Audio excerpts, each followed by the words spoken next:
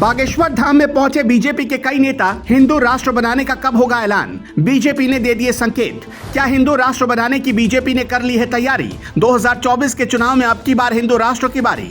जिस नेता को मोदी के बाद प्रधानमंत्री बनाने की उठ रही थी मांग, वो भी पहुंचा बागेश्वर धाम। बड़ा खेल होने वाला है।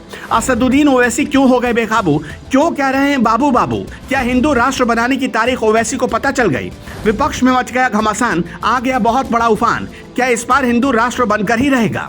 असदुद्दीन ओवैसी ने खोया आपा, भड़कीले जुबान से किया तीखा वार। तो क्या अब हिंदू राष्ट्र बनाने की स्क्रिप्ट हो गई तैयार? हिंदू राष्ट्र बनाने की मांग के बीच बागेश्वर धाम में पहुंचे बीजेपी के कई नेताओं ने सनसनी फैला दी है। हर किसी के दिमाग में बस यही सवाल चल रहा है कि बागेश्वर धाम के दरबार में जाकर बीजेपी के नेता क्या प्लान तैयार कर रहे हैं। क्या हिंदू राष्ट्र बनाने की तैयारी कर ली गई है? आखिर लगातार एक के बाद एक बीजेपी के नेता क्यों बागेश्वर धाम में हाजिरी लगा रहे हैं? क्या इस बार धीरेन्द्र कृष्ण शास्त्री को बीजेपी का साथ मिल गया है और जो सपना बीजेपी ने सालों पहले देखा था, क्या वो धीरेन्द्र शास्त्री ही पूरा करवाएंगे? क्योंकि कई साल से बीजेपी हिंदू राष्ट्र बनाने की बात तो जरूर कर रही थी, पर खुले तौर पर बीजेपी का कोई नेता इस पर बोलने से बच रहा था।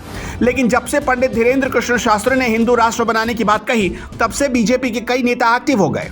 बागेश्वर धाम में अब तक वैसे तो बीजेपी के कई नेता हाजिरी लगा चुके हैं, लेकिन कहते हैं राजनीति में कुछ ऐसे ही नहीं होता। इसके पीछे बहुत बड़ी प्लानिंग होती है। मौजूदा समय में नरेंद्र मोदी के बाद प्रधानमंत्री बनाने के लिए किसी नेता की बात आती है तो उसमें नितिन गडकरी का नाम भी शामिल किया जाता है।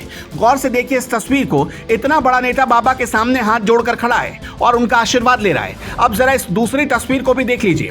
यह है मध्य प्रदेश के गृह मंत्री नरोत्तम मिश्रा। बाबा ऊपर विराजमान है और नरोत्तम मिश्रा नीचे जमीन पर बैठे दिखाई दे रहे हैं। नरोत्तम मिश्रा वही नेता है जो हमेशा से अपनी हिंदूवादी सोच के लिए जाने जाते हैं। अब इस तीसरी फोटो को देखिए, जिसमें महाराष्ट्र के डिप्टी सीएम देवेंद्र फडणवीस बाबा के सामने हाथ जोड़कर खड़े दिखाई दे रहे हैं। इन तस्वीरों को गौर से देखकर आपको एक बात तो समझ में आ गई होगी कि बीजेपी के दिमाग में कुछ बड़ा चल रहा है। लेकिन जब इतने बड़े बड़े नेता बाबा बागेश्वर के दरबार में हाजिरी लगाते दिखाई दिए तो भला मनोज तिवारी कैसे पीछे रह सकते थे?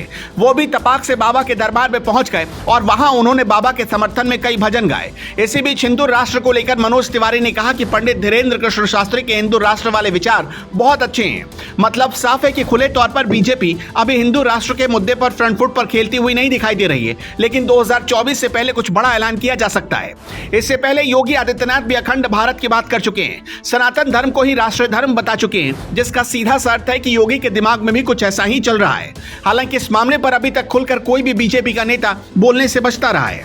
लेकिन इसी बीच असदुद्दीन ओवैसी हिंदू राष्ट्र बनाने की बात से बुरी तरह भड़क गए। ओवैसी ने बागेश्वर धाम के धीरेन्द्र कृष्ण शास्त्री को लेकर कहा कि इस तरह के लोग बहुतों की कुर्बानी को बर्बाद कर रहे हैं। सरकार क्यों खामोश बैठी है? कोई हिंदू राष्ट्र कैसे बना सकता है?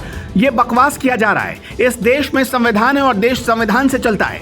लेकिन जिस तरह से असदुद्दीन ओवैसी भड़के हुए हैं, ऐसा लग रहा है मानो उन्हें सच में बीजेपी के हिंदू राष्ट्र बनाने वाले प्लान के बारे में पता चल गया हो। लेकिन ऐसा नहीं है कि ओवैसी की बातों में दम नहीं है। इस देश में सारी चीजें संविधान के हिसाब से होती है और हिंदू राष्ट्र बनाना मतलब संविधान में बदलाव करना होगा। अब अगर सब मिलकर ऐसा कोई कानून बना पाते हैं जिसमें हिंदू राष्ट्र की अवधारणा को शामिल किया जाए, तभी हिंदू राष्ट्र बनाया जा सकता है। हिंदू राष्ट्र बनने के बाद हिंदुओं के अधिकार बढ़ जाएंगे, जबकि अल्पसंख्यकों के अधिकार कम हो जाएंगे। ठीक वैसे ही जैसे मौजूदा समय में पाकिस्तान में कोई भी हिंदू वहां का राष्ट्रपति और प्रधानमंत्री नहीं बन सकता।